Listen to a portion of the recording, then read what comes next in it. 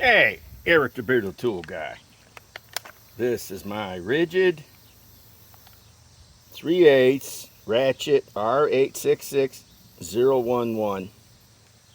And I got a 3 amp octane battery because this is nice and small for it. Let me try to remove or loosen something here. Wow, that can loosen that.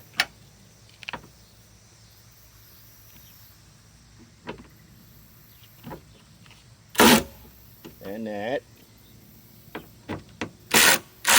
And that. And that. Now let's tighten it.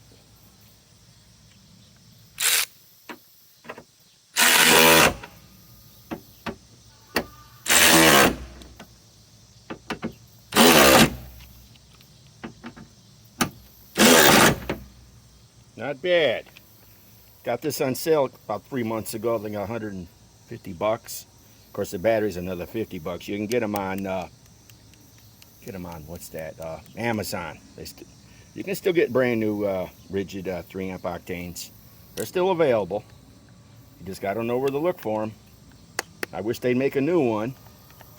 All they have now is that big 8 amp EXP one. That's nice, but it's just too big for this.